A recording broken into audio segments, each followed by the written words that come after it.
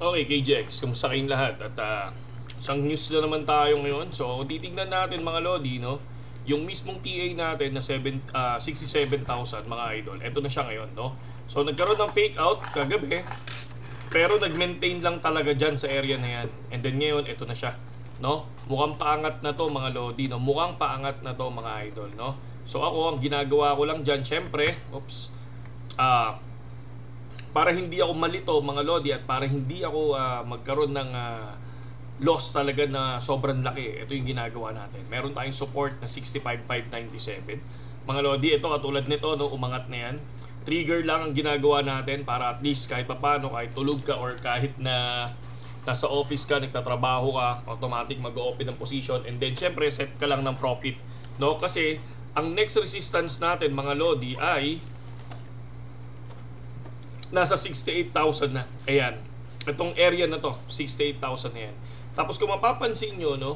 Kung mapapansin nyo mga idol, puntahan natin yung 1 day time frame mga Lodi. 1 day time frame. Okay, ito yung mga napansin ko dito mga idol. Pero bago natin tuloy, no, mga Lodi, no?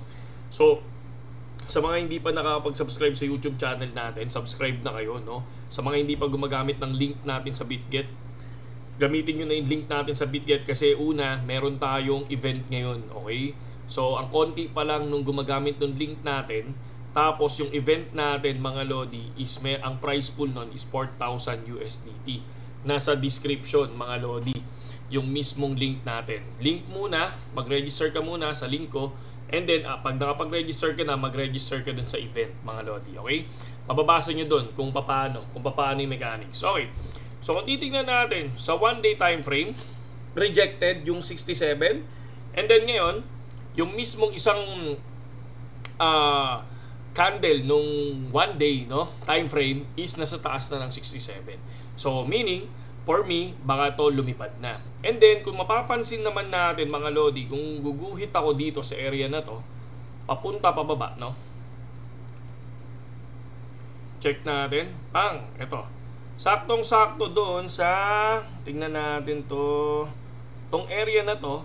So dito pa lang, no, para for me, no, tapos na yung mismong downwards, no, ng Bitcoin mga Lodi, no. Tingin ko medyo lilipad na to. Ang next target dito is 67 mga Lodi, 70 USDT. Ang tingin kong isang target dito sa Bitcoin para makuha niya. And then yung pinaka-target natin, no, ako maglo-long position ako, nagre-ready ako ng USDT natin mga Lodi, no. So nag-iipon-ipon tayo ngayon, tapos nagtitrade lang tayo ng pakonti-konti mga idol. And then ang pinaka-support natin dito is 72,886. Okay, itong area na to. Once yan makuha mga Lodi, no, magti-take risk ako diyan, maglo-long position ako diyan mga idol. Makikita nyo naman mga Lod, makikita nyo na maglo-long position ako sa area na yan. Para at least makita nyo na sinusunod ko yung sarili kong TA, mga Lodi, okay? Tapos tingnan nyo to, yung mismong Telegram natin, mga Lods, no? Kung gusto nyo matuto ng medyo medyo malulupit na indicator or kumbaga sa pagtitrade, pasok lang kayo dito sa Telegram natin. Nandito, no? MP algorithmic, no, indicators, no. Nandiyan dyan lahat, no? Si Putin yan. Si Putin ang naglalagay niyan. Tapos kung gusto niyo naman matuto kay Putin, no? PM nyo lang to. PM nyo si Master Putin. Ito, si Master Putin. Hindi yan nagdi-DM first, pero lagi natin kausap yan. Mabait naman yan. Tapos sabay napakababa lang nung offer niya. I think 1K, tapos bibigyan kanya ng kung paano mag-trade, no? Kung paano yung ginagawa niyang trading. At si Master Putin din yung nagbibigay sa atin ng signal dito, lalo-lalo na doon sa mga altcoins. Ayan, sobrang dami niyang signal dyan. Everyday nagsisignal siya. So kung mapapansin nyo, sa iba sobrang laki ng bayad nito, no? Sa group natin mga Lodi is free lang, okay? So gamitin nyo lang yung link niya din, no, sa BitGet mga Lodi, kung papasok kayo sa kanyang Telegram. So, meron siyang sariling Telegram, mga Lodi. Ito, si Supremacy VIP Group. No? Alam nyo, maraming na to, no? Kahit papaano, sa tagal na ni Putin dito sa group natin, okay naman siya. No? For me, okay naman siya, no? At yung parang fee sa kanya is napakaliit lang versus dun sa mga fee ng iba na kailangan 20k, 10k, gano'n. Sa kanya parang tulong lang 1k. No? And then, magbibigay na siya ng mga signals and yung mga pwede mong basahin. Ayan, mga premium signals niya. Ayan yan. So, dito sa group naman natin, swerte tayo kasi kahit pa paano, nakilala natin si Putin at mabait naman. Okay? Kausapin nyo lang kasi hindi nag-PPM, ano yan, hindi nag-PPM na una yan. So, ayan. So, yun lang sa ngayon KGX mga idol at kita-kits tayo sa susunod na resistance natin. So far, 67. Tapos TP ako ng 67.5, 50.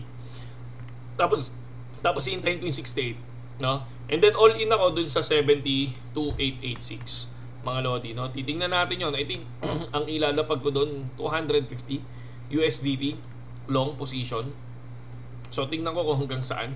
And then kung papasok yon, siguro magti-TP ako ng mga nasa 77, 78. So tingnan natin, sunugan, tingnan natin. Magka-cut loss na lang ako kung sakali. Sa cut loss lang naman is lagi ako 20%. 'Di ba? Kilala niyo naman ako sa 20% cut loss, 'di ba? So pakita ko lang yung mga profit ng mga tropa. PNL Flex, ito sila.